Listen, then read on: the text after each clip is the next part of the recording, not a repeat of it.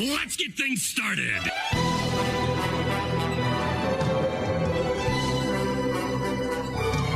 hand of mine flows with an awesome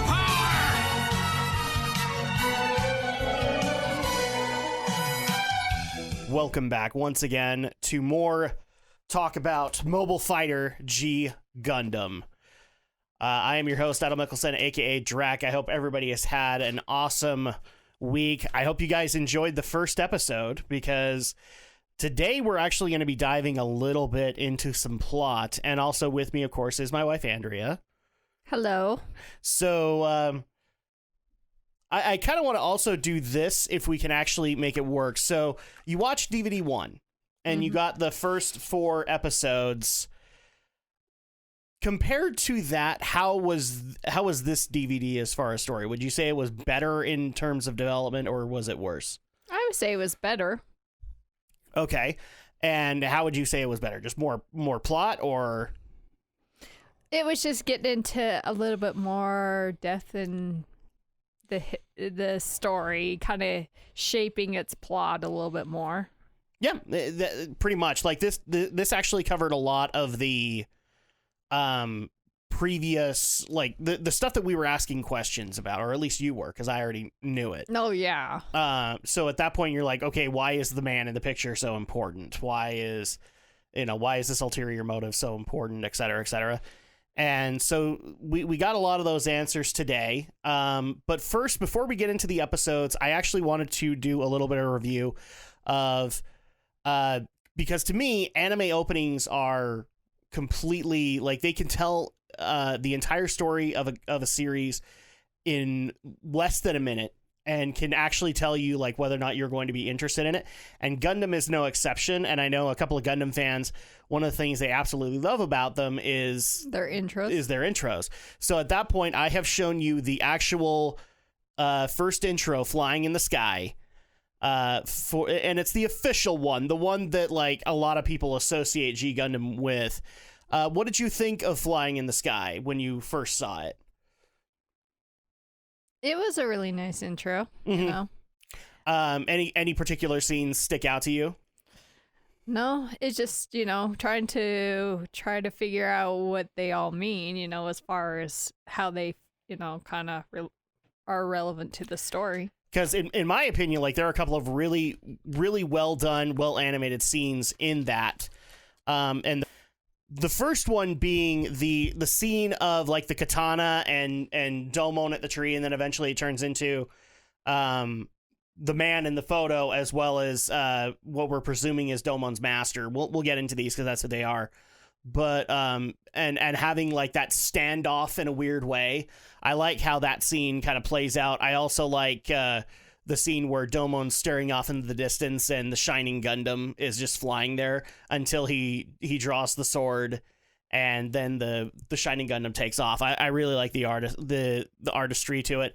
The song itself is very uppity, right? Yeah. So it's very much getting you hyped.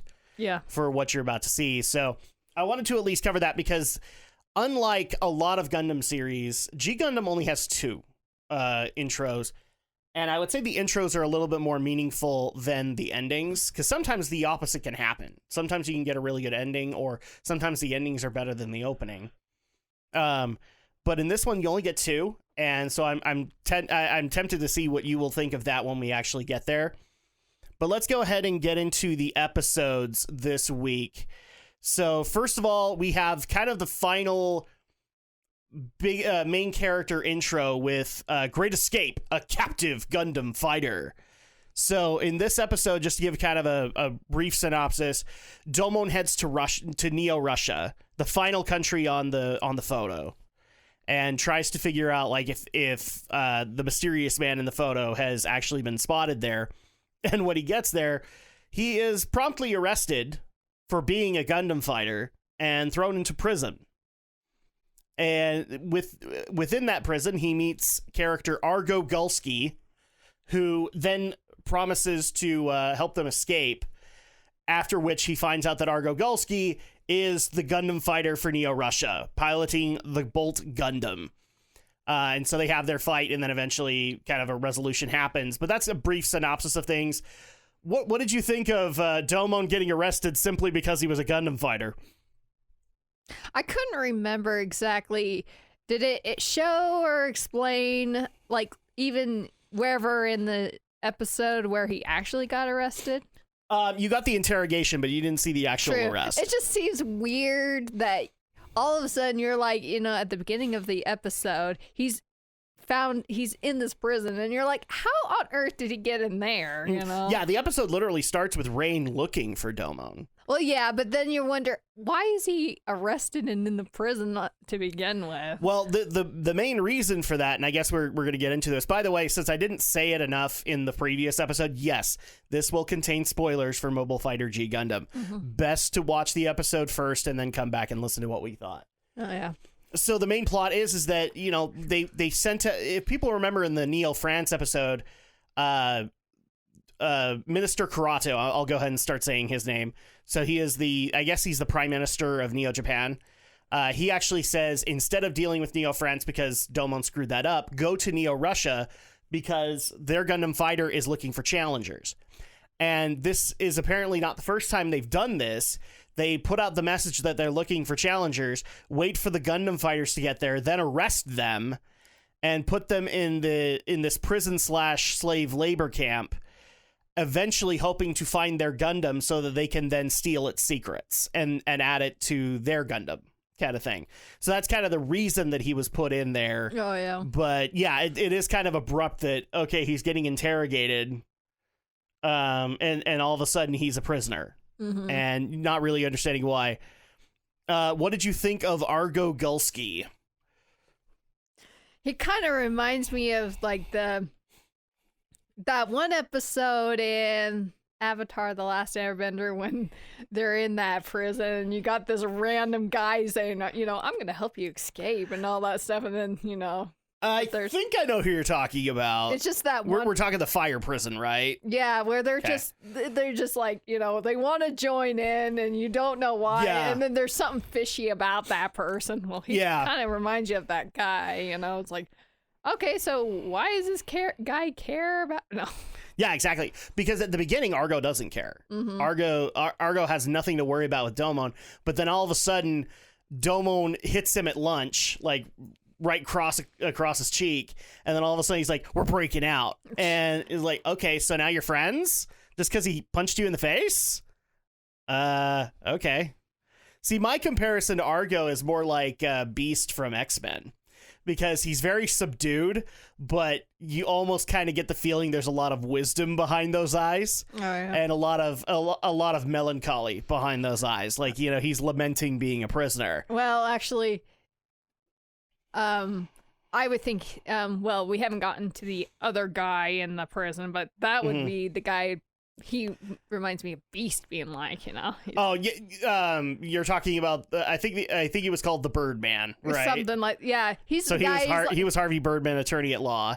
Yeah, he was the guy I think that Neo Russia sent in to get Domon to give up his Gundam. Yeah. Because he constantly was like, just go ahead and give up your Gundam. Yeah, but he's kind of like, there's no point of escaping. You're just, he's like, yeah.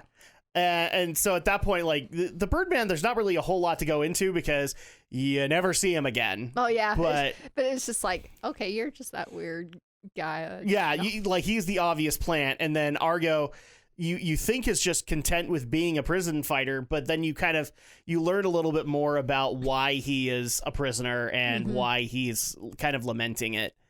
Going into the escape, we then find out about the Bolt Gundam. So we should go into this one really quick. What was your thoughts on the appearance and the overall look and aesthetic of Bolt Gundam? Well, the design is not as cool as some of the other ones we've seen, but the weapons it decides to use, wow, that was kind of... So you're talking about the hammering weapon? Mm-hmm. Yeah. That was kind of awesome. Yeah, the giant ball and chain, the giant ball and beam chain. I've never seen that in a Gundam series before that, nor will I ever see it after. But it actually is kind of cool. I do like the Russian aesthetic to it because it looks like a Russian military officer. Like it has the big bulky coat as well as the big bulky hat. Argo's fighting style is very well complemented with how this looks because, you know, he's kind of that strong man. Very few people can stand up to him. He's like Fezzik from Princess Bride. Not a whole lot of people can stand up to Argo. In fact, early on when we get the first encounter, Domon doesn't stand a chance against Argo because of the sheer height, weight, muscle on his body. He's got there. So it is actually kind of an interesting thing to see, like this straw, because like Argo is obviously taller than Domon, but all the Gundams kind of have a similar height. So at that point, like, you know, putting them eye to eye and then still seeing the strongman competition and Domon losing. I mean, for crying out loud, in this particular episode, Domon gets his arm broken off because of Argo's sheer strength. And it is kind of frightening to see that happen.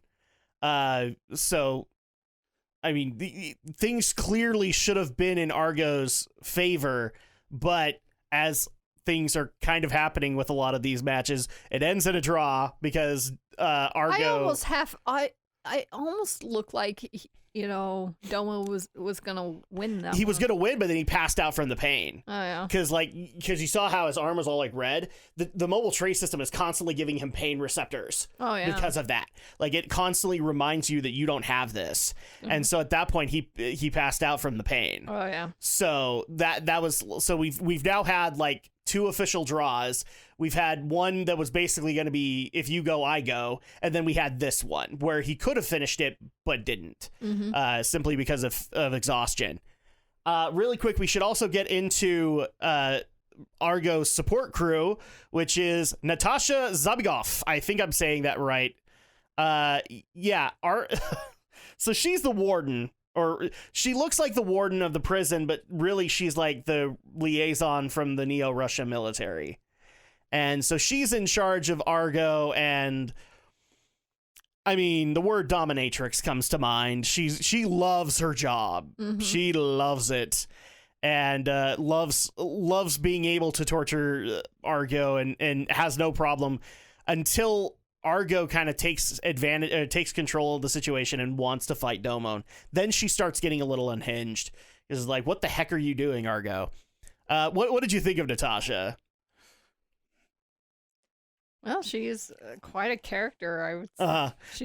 She's very cold, like a Russian military officer would be. So at that point, like, we don't know a whole lot about her, aside from she has no problem taking advantage of situations that go in her favor. Oh yeah, like she's like trying to act like the strategic person in the whole entire situation until Argo goes off the grid and then she starts getting mad at him. Yeah.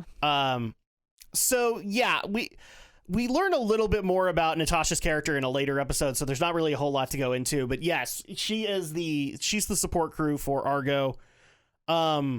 As to the fight itself, like what did we think about Shining Gundam versus Bolt Gundam? It was pretty vicious. Because like the most prominent moment, in my opinion, a lot of people think towards when he launches the mace for the first time. I think towards him breaking Domon's arm.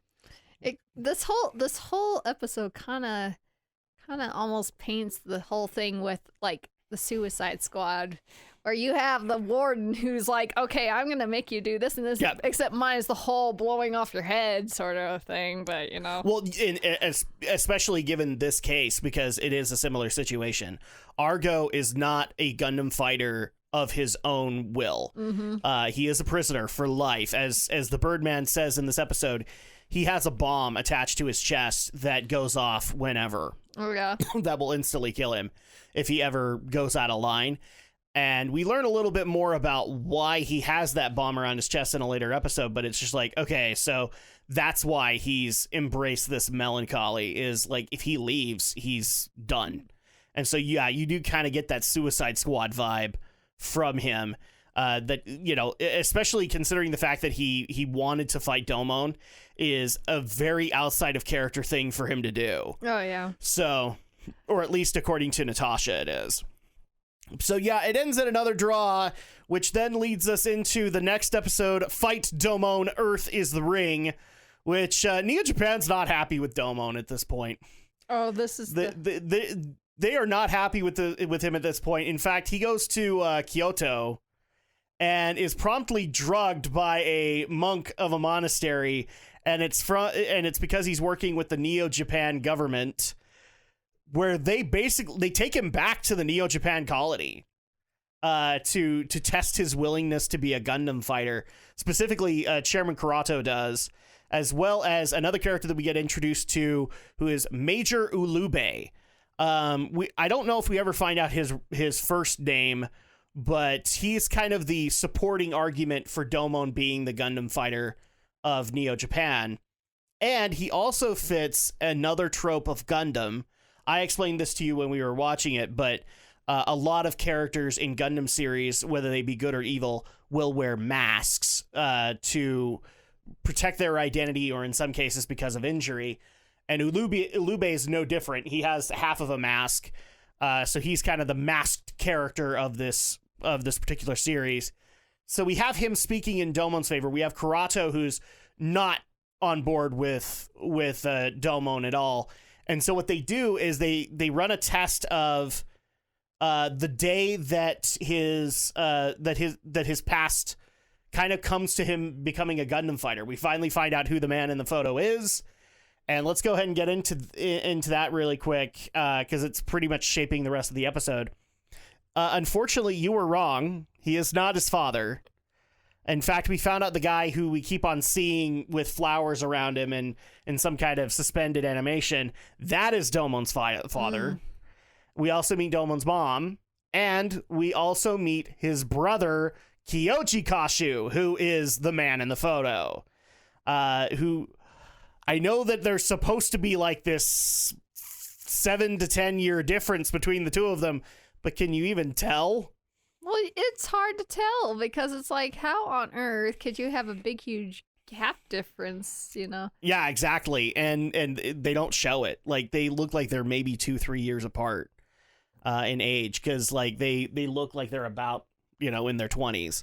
I'm just like, wow, unless the brother had a really good fountain of youth happen on him. Something like that. But yeah, so what did you think of Kyoji walking into this, like Domon's family walking into this part of the episode? Like, Domon had a pretty good life at that point. He went off to go train to become the King of Hearts, but he had a good life aside from that. And Kyoji and him got along really well, I think. But that changes pretty quickly. So what did you think of the family aesthetic there? It looked like it was just an everyday normal family. Oh, and I forgot to mention this too. So we also learn Rain. So Rain is Domon's girlfriend, and it also turns out that her father, Dr. Mikamura, is also a colleague of Dr. Kashu, of Domon's dad. So at that point, we kind of get the family relationship there, but well, does it make sense now that Rain is Domon's girlfriend? Now does it make sense why she continues to stick around? Well, yeah, but it almost feels like, they like seem more like friends of the family, so to speak. Mm-hmm. But, but I'm like, a girlfriend? Yeah, this is definitely something that was set up like 5 years old. It's like, you're my boyfriend and you can't ever walk away. Oh, jeez. Because it just seems like, well, if Rain's dad and Domon's dad like work together like as colleagues, you would think they would feel like they would be more like brother sister, like friends. You kind of think that, right? More than, I don't know, like, because they kind of portray it like almost like the Dr. Mikamura and Dr. Kashi were neighbors. So it's just like, yeah, it would kind of be like a brotherly sisterly relationship, wouldn't it? Because they're growing up around the same age, and now we're saying that because of the previous episode, they're boyfriend-girlfriend? What?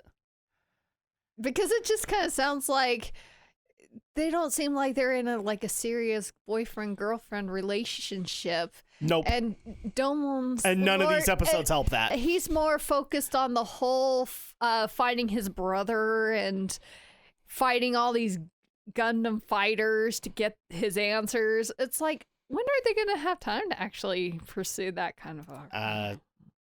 Not really. And what's even more auspicious about that is that Rain's a doctor, so that took years.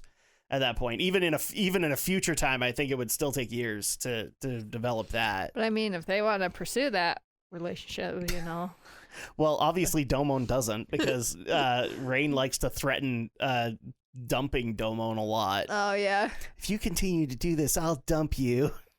I don't think he cares. He'd be like, okay, I'll see you tomorrow. Yeah, pretty much. That's pretty much the reaction. I'll see you tomorrow.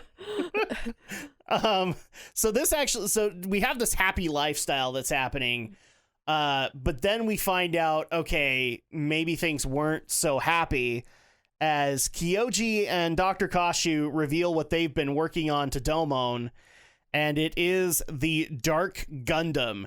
Although in Japan it is called the Devil Gundam, and I actually like that a lot better, but I'm not going to say why yet, because that kind of ruins some future plot. But let's go with the Dark Gundam for now, and then maybe later I'll start calling it the Devil Gundam. So the Dark Gundam is considered they've built it to be the ultimate Gundam. And it's already loaded with a lot of stuff. Like, it looks, let's go into the look of it first. Like, what did you think of that initial appearance of the Dark Gundam? It looked like having to be in some kind of liquid and almost looking bug-like. I was trying to get the whole look of it, but it kind of almost looks like the Shining Gundam attached to something, I was like, what? Attached to some kind of insect Of some sort. And yeah, because you had like the little legs sticking out, so it kind of looks like a worm of some kind. I would actually say it's bulkier than the Shining Gundam, but I do think, like, if you're gonna think of like an evil Gundam, this is, well, the top portion looks like the top of the Shining. Oh, but even then, the arms were bulkier than Domon's. Oh yeah, than Shining Gundam. well, I'm pretty sure. So we learn about this, but we also learn that Kyoji isn't the good big brother that we thought he was, because the Neo-Japan military comes in to seize both Dr. Kashu as well as Kyoji, and Dr. Kashu has no idea what's going on, but Kyoji has every idea, and so he actually decides to take off with the Dark Gundam and head to Earth. And so in the process of escaping, Domon loses his mom. She is killed in the overall struggle. Because of the creation of the Dark Gundam, Dr. Kashu is sentenced to life in a stasis tube, because that's like this future's version of a capital punishment. And Kyoji's mission, and now we know that Domon was brought on as the Gundam fighter to locate Kyoji to save his dad. For a second there, I thought it looked like maybe he was injured in some way, but that was only keeping him alive or something. I was like, what? Oh, Domon's dad? Yeah.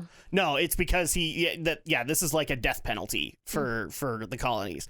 Is they put him in suspended animation and he never gets to leave, kind of thing. So at that point, like, we kind of learn the tragedy of Domon's family and why he has to find Kyoji, because that's how he will get his dad out of prison, kind of deal. And he also has to atone for his brother's sins, basically, of even though he didn't do it himself, he was responsible for Domon's mom's death. So now that you know what all of this is about for Domon, like, what are your thoughts walking into that? Like, are you now more interested to see Domon win? Are you more interested to see like why everything came to this? Where are you sitting with it? Now I'm just more invested on, actually seeing this go through, Mm-hmm. Because at the beginning you're like, okay, so why does he care about this person in the photo? But now we know why. He's the older brother. You're finding out, okay, so this is what triggered the reason why what he's doing at this moment. Yeah. There's a lot to go into, but the other thing that I want to bring up is the wrap up here. So in order to test Domon's resolve, Karato this entire time, by the way, the reason we were learning this backstory is because they've drugged Domon to the point where he thinks he's reliving his past, because in reality, he wasn't there when Kyoji left and when his mom was killed. He came home from training after, and he came home to his mom's grave. He came home to his dad in a cryotube and Kyoji missing, kind of thing. And so at that point, Karato decides to test his resolve within this drug-induced haze and have another mobile armor come out. And the way it looks to Domon is that it is the Dark Gundam. And so he has to fight the Dark Gundam in his Shining Gundam to be able to prove that he can do this task. What did you think of that fight when it kind of started up? Oh, the fight in space? Yeah, the fight in space. It was okay. I mean, although not really much of a fight. No, but it just seems like, oh, it's weird. It's like his brother's standing out in space. I'm surprised. Yeah, exactly. But we do get to get a good climax out of it, because we find out the Shining Gundam's true purpose, the true mode or the super mode of the Shining Gundam. But we kind of do figure out that it's the Dark Gundam's actually an illusion. And it's not... Domon eventually figures that out after he activates the super mode, which is what I was getting into, where Domon's armor becomes it transforms a little bit and then becomes straight gold. And at that point, he can then that was kind of cool. When he can then bring his Shining Finger into his beam saber and do the Shining Finger sword. And but I'm pretty sure we got the iconic speech. I should probably bring this up. We got the iconic speech. This hand of mine glows with an awesome power. Its burning grip tells me to defeat you. Now take this, my love, my anger, and all of my sorrow, with Shining Finger sword. So also the other thing is that his emotions basically become energy, and that's what fuels the super mode. But I mean, that whole scene. What was your thought? I mean, I thought that it probably wouldn't be as great as if it was actually the actual confrontation between him and his brother, since this was all an illusion. But the whole thing turning gold and he's doing that whole speech and all that was actually pretty epic. Yeah, it actually was really good, especially considering that basically what sparks this whole thing is Rain comes out in a spacesuit to try and save Domon. And it's pink. And it's pink. And all of a sudden, she gets knocked away, and it just reminds Domon of seeing his mother die. Mm-hmm. And so at that point, that's what sparks the super mode. And we get to see this amazing moment with Domon that even to this day, I still think is badass. It's a really good badass moment. Oh, yeah. Didn't he say to the generals or the people, he's like, I know I'm onto you for... Yeah, he knew the illusion and he basically threatened them to not intervene with what he was doing. True. That he would fulfill his task, and all you had to do is stay on the sidelines and watch him do it. Although I was like, I wish they kind of didn't have that whole scene where you have Rain walking out on that whole family gathering and you find out it actually was an illusion too early. Yeah. It probably would have been better if they would have kept that. Yeah, secret. It would have been better if they kept him in a medically induced coma. Well, or another way to do it was so we had Major Ulube and Karato meeting in a conference room and have them go over the video records. Like you show this in Domon's head, but then you show the actual record to say he wasn't there when that happened. Yeah, because it just seemed like, because that kind of took the, you're actually invested on him spending time with his family especially with how happy he was. But then you realize, Rain walks out because she realizes this was not real, and then it's like, oh, well, that kind of took the whole element of surprise in that whole entire thing. Now, while we move on to the next episode, there were a couple of other terms we needed to learn in this that weren't really elaborated on, but we should at least mention. Mm-hmm. So we learned who Domon's master was. Mm-hmm. Master Asia, who has the title of Undefeated of the East, and he was the previous King of Hearts. So that's how Domon got that crest. He got it from his master. Mm-hmm. So we got the Undefeated of the East. He was also the strongest of the Shuffle Alliance, which we don't know what that is yet. And then also we learned the 3 distinct properties of the Dark Gundam that make it a threatening, like a threat in and of itself. And I should mention them because they're going to come into play in later episodes. The ability to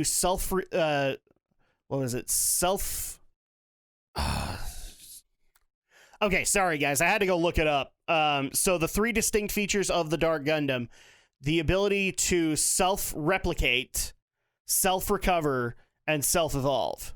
Okay. So at that point, so it can recover, it could also replicate itself and evolve. We don't necessarily know what those mean yet, but we did learn about the 3 distinct features of the Dark Gundam: self-recovery, self-replication, and self-evolution. So we do need to keep that in mind for later. So moving into the next episode, and this one a lot of people wanted us to talk about, and that is Prepare to Fight, Desperate Fugitive. So after Domon and Rain head back to Earth after the previous episode, they land in Neo Mexico, where they are then tasked with finding the Gundam fighter of Neo Mexico, Chico Rodriguez. Which, aptly enough, this episode starts with as a kid. Because we get to see their grandfather telling them about how Earth's oceans used to be before everybody moved up into colonies. And then cut into Neo Mexico with Domon looking for Chico. So, oh my gosh, so many stereotypes in this episode. They are amazing, including his Gundam, which is the Tequila Gundam. No, I'm not kidding. No, it's not a joke. It is actually called Tequila Gundam in Japanese, and it was translated here to be Spike Gundam. We'll get into that in a second. So we meet Chico as well as his sister Gina, who is very sick and is kind of the reason why Chico is in the issues that he's in, because the local authorities are also looking for Chico. Apparently, he's refusing to be a Gundam fighter because he wants to spend time with Gina, and he doesn't want to die in a Gundam fight, or he doesn't want to lose, so that they'll send him back to the colony, because Gina unfortunately is dealing with a terminal illness. Like, she will die from this, and he wants to make her last days in this world good. And so at that point, he basically, in order to avoid competing, he tranks or poisons the Gundam fighters who wanted to challenge him, and then he kills them off to basically not have to fight. What did you think of Chico and all of his reasoning with Gina?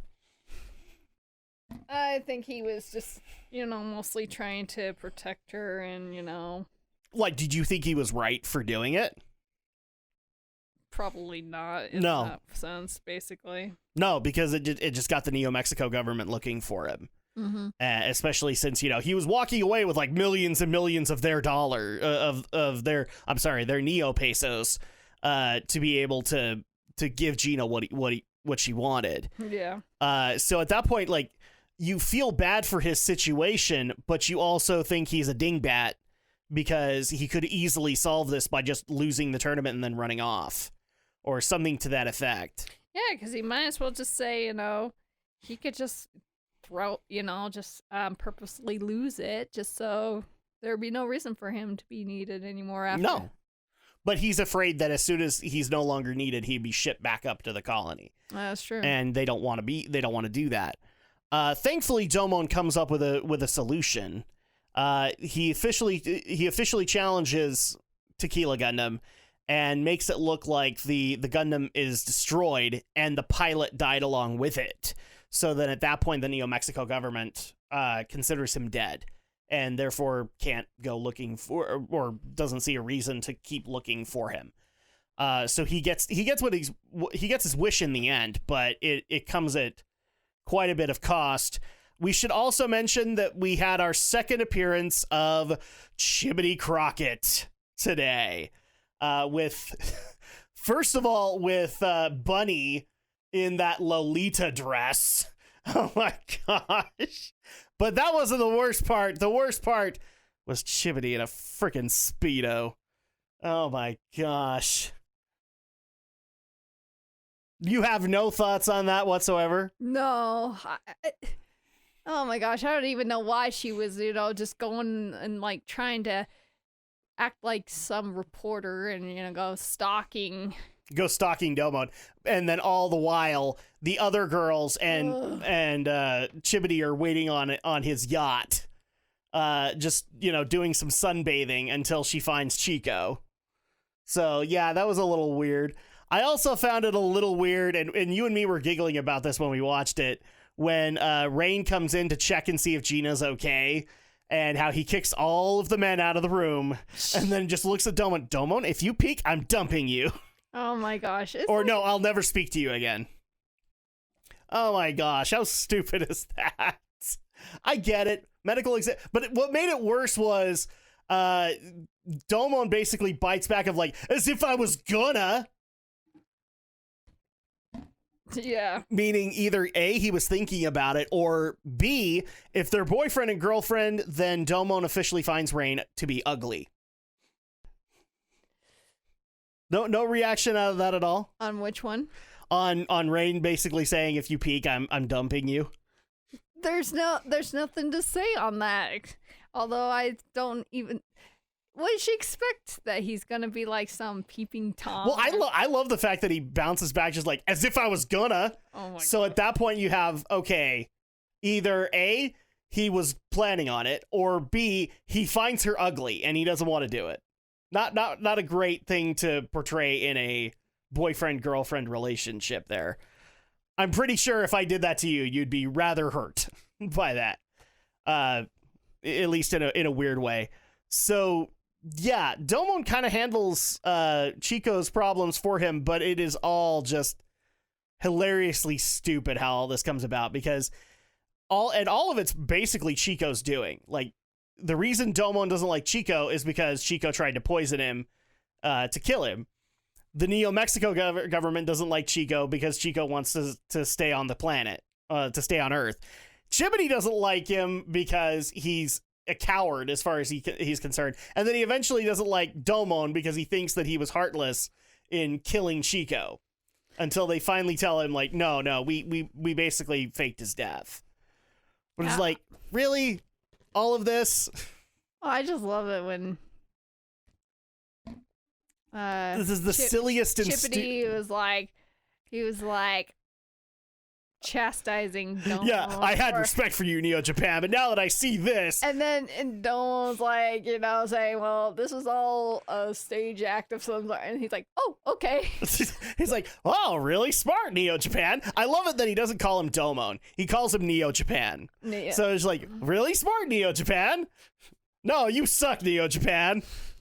Like, even the girls know Domon's name, and he's not willing to say it. But, oh my gosh. And you also got to see, like I said earlier, like, you'd be able to see that surfboard in action. You got to see it today, or in this episode, and you got to see the 6-shooters at least a little bit more. I don't know why he wouldn't just use his last name or something. He would seem the type of person, Yeah, like Kashu. Like that'd be really cool, Kashu. No, Neo Japan. Neo Japan's how he refers to him. Oh. Oh my gosh. Neo Japan, could you give me a coffee? And every scene, it seems like if you got the girls in bikinis, he has to wear the Speedo. Oh god, that Speedo. Oh, it will haunt my dreams forever. Chibity. Yeah, but I wonder why it doesn't have like the design of the American flag on it. You know what? That actually is a very good question. Why was he not wearing an American flag Speedo? And no, it was just straight red. I mean, and also, can I point out, why aren't the girls in separate kinds of bikinis when they're lounging and they're not American flag? I don't know. Like, why isn't their outfit American flag? Really? And we actually even got to see Bunny in the outfit too, and no, it still doesn't help the situation. So yeah, that is, I know a lot of people really love this episode just because of the silliness of Tequila Gundam, but there really isn't much to talk about with this. Chico makes pretty much every mistake in order to give Gina what she wants. It almost gets to a point where you don't really feel bad about Gina because Chico is literally destroying his life to give her last few days some meaning. And so like you kind of want to get mad at Gina a little bit, but mostly Chico, because Chico made all of this worse through all of his actions. But I don't know. Any final thoughts that we want to mention on these? Oh crap! And we forgot to score the others, so we'll get into that in a second. But and they just wanted to spend their time on Earth at the ocean or something, looking at all the ocean and all that. Was it really worth her health for that? No, especially when they kind of hint at the very end that like, because Chico says like I came out of the Gundam and I was reborn. And I got to see life in the ocean where our grandpa said that there wasn't any. True. And so then she says like, well, maybe if I jump in, then I will be reborn as well. And they kind of hint through Chico's look that maybe she did it. Maybe she actually jumped into the water and committed suicide. Kind of like they kind of strongly hint that that's what happened. Which I think would be like the worst way for that episode to end, but they kind of make it sound like that's what happened. I can't remember what happened with her. Didn't she just... No, she was just in the boat. That was the last time we saw her. But then she says, maybe if I go into the water, I'll be reborn. I guess that's and all you get is Chico's reaction where he's like very sad. And so they kind of hint at either, okay, she jumped in or maybe she died on the boat. We don't know. We don't know. And unfortunately, we never will. That's why I'm saying there's not a whole lot to get into there, but it's just like, wow, that is a really grim ending when it could have been optimistic. I can't remember the design of the Gundam that Chico was using. Was it? I kind of wondered about that. It's actually a couple of days since we did it. Didn't it have like a sombrero? Yes, it had a sombrero. It was all Mexican stereotype. Oh yeah, because I was kind of like thinking, wouldn't it be weird if it had guns that shoot out tacos? Yeah, you mentioned that as we were watching. Let's see if I can find a thing really quick, because we actually do need to analyze that really quick. While I'm bringing that up, could you give your score on the last other two episodes that we did?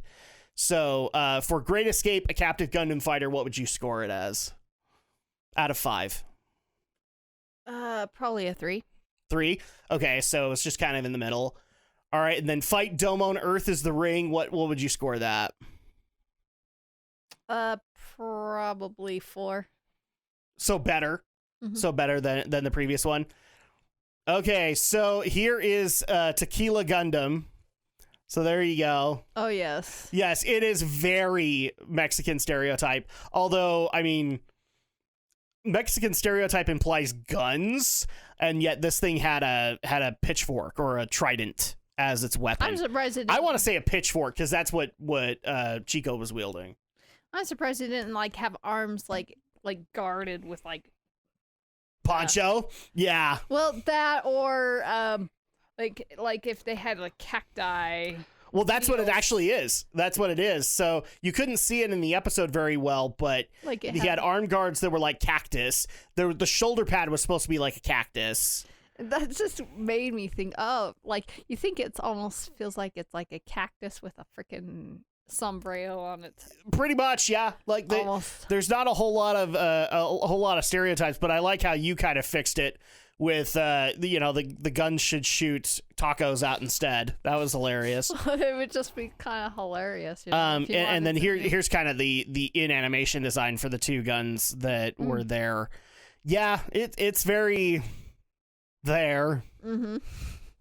Yeah, I wish I could say more on it. Like Tequila Gundam's design to me is not great. Yeah, but it's kind of... It's stereotypical, sure, but when I look at it, I don't think threat. I really don't, because aside from the pitchfork, it doesn't really doesn't really look to display any weapons. It makes you think if there was one that was kind of like a Texas, you would be surprised if it had like a lasso. No. Well, that would be Maxter, and unfortunately, he's got way too many stereotypes going around. I don't know. So, But I don't know why. What was the point of having the Neo-American fighter there? Because we have to do character development. But him being Believe it or not, so in case people didn't get what I was going for in the previous episodes, all the Gundam fighters that DOMON had a draw with are all main characters. Well, that's true, but it just So seems... Chibity, George, Saisaishi, Argo, all are main characters in this series, or at least supporting characters. And so at that point, you have to find ways, if they're all representing different nations, you have to find ways to be able to give them character development. And I'm just going to go ahead and spoil this really quick. Most of the character development is they are in another nation looking to fight another Gundam, and DOMON just happens to be there. So that's how you get more character development for them. And in this case, that's what happened with Chibity. Chibity was shoved in because he had to be there. Why not? Well, yeah, but it just seems kind of like, okay, that's kind of just a strange, awkward thing to put in. Mm-hmm. I don't know. So final thought or final score on this episode. What would you rate Desperate, a captive Gundam fighter? Prepare to fight, Desperate Fugitive. That's right. Probably a 3. See, I'd give it a 2. Like, if you take all the stereotype aside, which is silly, there really isn't a whole lot to this episode. And all of the problems are pretty much Chico's fault, and Chico hasn't learned anything from it. And yeah, it's just because, like, yeah, sure, you were reborn from the ocean, but it doesn't really show that you've learned anything. Mm-hmm. So at that point, I'd give it a 2 out of 5. And then we had our final episode, which was Old Grudge, Revenge of the Space Police. And we thought we were probably going to get Saisaishi next, because that's what happened last time. But no, this actually had an appearance from Argo. So Argo Gulski came in for this, but the reason being is that Andrew Graham, who is the current Gundam fighter of Neo Canada, has actually some history with Argo Gulski. He is a former member of the Space Police who was out on an assignment out by Jupiter with his wife. And he was actually, like, they were a week or a day away from getting reassigned. Mm-hmm. So, yeah, it was a week. And so at that point, he's like, oh, maybe, honey, we could start talking about having that family, and we could start looking at settling down, etc. Except none of that happened because a ship out of nowhere runs into their station and kills his wife, and he is a sole survivor but very injured. So unfortunately, this leads into us finding out that it was Argo's pirate ship, because he was a space pirate before he was a prisoner. It was Argo's ship that ran into his space station, and yeah. So let's go from there, and then we'll reveal the other stuff. So Andrew Graham has a very noticeable grudge with Argo Gulski, and he does know that he is Neo-Russia's Gundam fighter, so that's why he became the Gundam fighter for Neo Canada, wielding the Lumber Gundam, aka the Grizzly Gundam in the translation. I just call it Lumberjack Gundam. What? It's a lumberjack. Yes. That's what it is. We find out a lot of this out because DOMON tries to challenge him. He refuses and instead says, okay, you give me the information on Bolt Gundam that you have, and I'll hand my Gundam to you on a silver platter. Like, you will get an instant win, which DOMON doesn't take. He's like, what? You don't have any pride? Yeah, I don't think that was the main issue that DOMON had. He wanted to fight him. I should also say that right before all of this happened, DOMON and Rain had another fight, and it looks like they officially ended whatever it was that they were going for. I don't know. Like, did it not really feel like they were ending a relationship?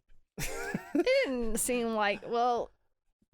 It felt like, I mean, I hate to go with the brother-sister argument again, but I think you said it right. It felt like, oh, well, I'm never speaking to you again.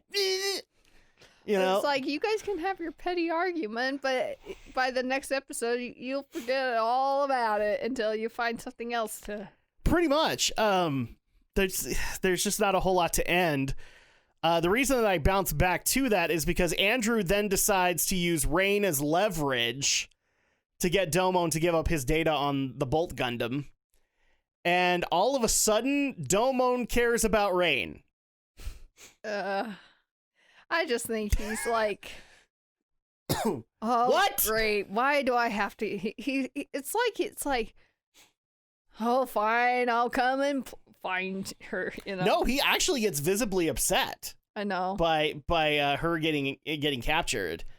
I don't know why he would get visibly upset because like they've had nothing but fights up until this point.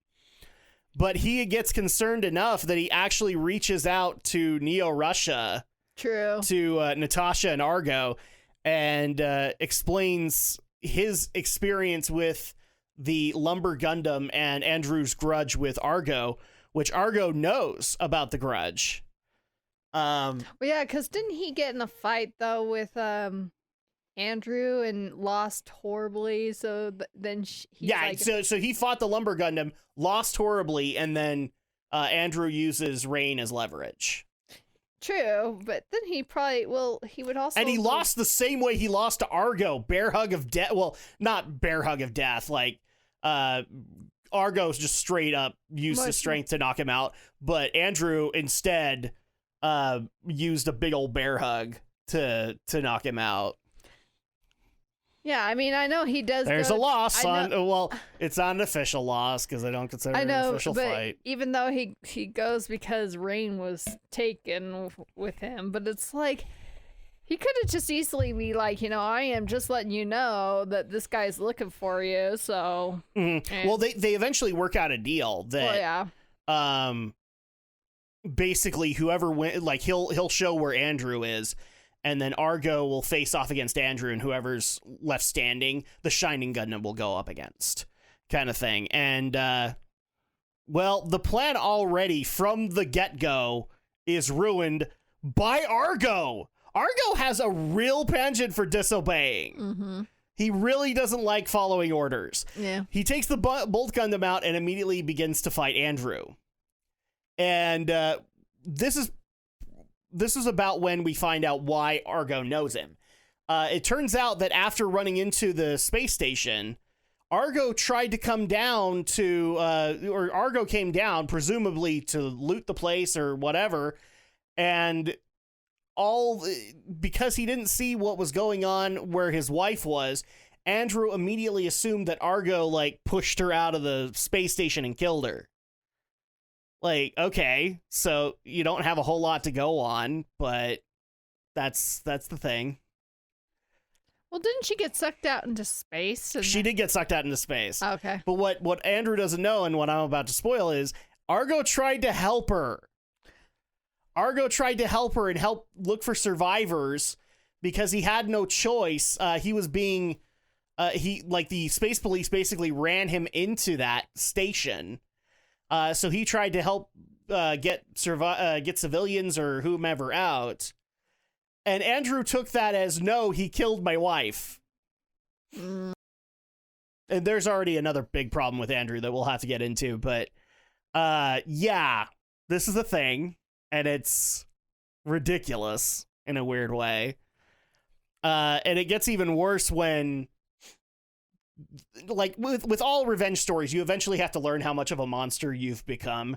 And in this case, they use it as Rain snuck into the cockpit of the Lumber Gundam to then try to talk him out of it. And an accident occurs. I can't remember what it was that actually punctured. No, was it that they were no. The cockpit got opened and Domon was trying to save Rain, and in turn fell off a huge cliff and sees Rain, the Lumber Gundam, dangling from it, and is begging Andrew, don't let her die. Rain is in your cockpit. Don't let her fight. Yeah. Kind of thing. And this is the most caring we have seen from Domon about Rain this entire time for 8 episodes. was like, what? I know, it's kind of like one of those weird things that's This entire, like, these 8 episodes leading up to it, he looks at her as more of an annoyance than anything else. Like, she is in his way. And now, no, please don't, I really care about her. And then That's out of nowhere. And then probably next episode, he's like, okay. I don't care about you anymore. That never happened, but when you're in trouble, I will put on that over brotherly protection, you know. I don't love you. Go make me a sandwich is basically what'll happen. Probably. I think we pretty much called it right there. Andrew eventually learns the truth and is still basically in mourning when we leave him. Like he's basically mourning after new facts and all of that. But yeah, the episode kind of ends on a low note. It's still an official loss for DOMON again. Like, DOMON has one of the worst win-loss records in a Gundam fight. And he's the main character, so we was that a draw? It was considered a draw. Okay. I can't because the remember. official fight was between Bolt Gundam and Lumber Gundam. Oh, okay. And so that kind of ended when DOMON got into the fray. True. So the other thing that I also kind of want to mention here is when you see Andrew at the beginning, he looks like standard anime guy. But then when we see him as a Gundam fighter, he is hulked out. Holy crap, how many steroids did you take? Like, can you even tell that's the same guy? No. Not at all. He is hulked out. So many muscles, and it doesn't explain how on earth he got there. Aside from the revenge I want for my wife is what's powering me. And it was, so dumb. Let's go into the appearance of the Lumber Gundam. What did you think of it? I was almost half expecting it to have a lumberjack beard. It should have had a lumberjack beard, sorry. is what should have happened. It does look like a lumberjack, and I did like the axes that were on its wrists to kind of show axes as a theme. But, I mean, this kind of has the same problem as Tequila Gundam, where it looks very generic, and it kind of is. And it has some lumberjack motif to it, but it's definitely like a side character. It's definitely not like this Gundam is not memorable aside from the axes. Let's get into Andrew. Yeah, I can't really say much to Lumber Gundam aside from that. Anything else that you want to say about it? No. Andrew Graham is a character. Well, it's a guy who really does. Do you feel bad for him at all? Well, I'm pretty sure at the beginning I kind of felt bad for him. He had to deal with all, like, the loss of his wife and wanting to get vengeance on the other Gundam fighter, but... Mm-hmm. But even in, like, most vengeance stories, you probably know his wife doesn't want him to go kill somebody for her. Oh, yeah. So... But it's like, I thought that whole kidnapping thing was like funny because he's like acting like, oh, well, you could just make yourself at home and blah, blah, blah. Yeah, make yourself at home. I don't care about you. Maybe if you want to go make me a sandwich, that's fine. Like, it was DOMON, but harsher in a weird way. And he's just like, I don't care. Go do whatever you want to go do. And then she's like, okay, well, fine, I'll leave. I could just go out into the woods and find you. She's like, okay. But what's even better is, like, Rain doesn't even try to leave. She just kind of sits on Andrew's bed and just like, no, just pouting. To me, it kind of seems like Rain is like, fine, I'll play your little game. I want to see if I can get Domo's attention there. Oh, you know what? I didn't even think about it that way, but that's probably what happened. She's like, fine, now Domon will pay attention to me. Because it kind of just seems like, I just want to see if he actually cares or if he just doesn't care and goes off and leaves me. Yeah, pretty much. Which, in all honesty, otherwise, the way the relationship was going is exactly what Domon should have done. It's like, okay, whatever. Because it just kind of seems like after how many arguments they get in, she's, I'm just like, fine, I'm just done with him. She could have just gone off and did her own thing and not go. But she just seems like she thinks that DOMON means a lot to her, apparently, that she's like, I'm gonna just, like she's doing that almost that whole thing with what's her name? I can't remember that one girl. What one girl? The one that wanted to pretend that she was being kidnapped. Oh, Maria Louise? Yeah, like she's doing that same scenario, only except now she's not in the bathroom. But she's not like milking everything to get it to make it look. Yes, she's only like taking advantage of the situation. Mm-hmm. It's like, well, maybe now DOMON will care for me. Yeah. Except I guarantee you the next day he was like, shut up, make me a sandwich. And walked away. Like, I mock DOMON. I like DOMON as a character, but I like him because I've seen the full arc of his character. Yes, around these episodes, he's a jackass. There's no ifs, ands, or buts around it. He is a total jackass to anybody he meets. And even the angst provided by his situation does not help this at all.